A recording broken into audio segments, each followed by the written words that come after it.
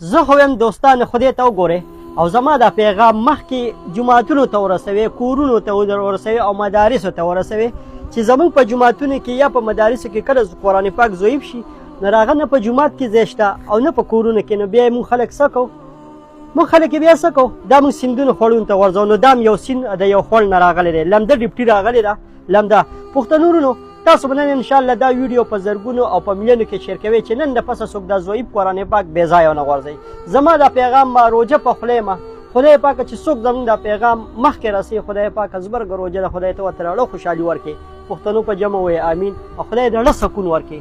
خدای پاک د دې کلام د برکت او د زړه سکون ورکړي چې څوک زموږ دا ویډیو مخکې پیغام نور مسلمانانو ته رسوي. پښتنو دا زموږ د قرآن پاک حل دی چې کله ضعیف شي نو خلک بیا بې ځایه غورځوي، نو چې موږ له کله دا رارسي نو دا زری شوي، دا زری شوي.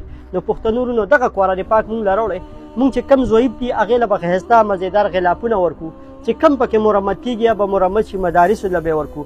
او چې کله دې له موږ غلافونه ورکړو بیا د دې لپاره موږ په زرګونو باندې په لکونو ځمکې اخیستې دي. اکې ته به یې ویسو مزېدار قبرستان ورته به وکړو، هلته به دفن شي په ښکلې طریقه باندې. نو دا پیغام مخکې بس خدای ته وګورئ، دا پیغام راله مخکې شیر کړئ چې دا جوماتونو مدارسو ته ورسي چې څوک دا ضعیف قرآن پاک نه غورځوي.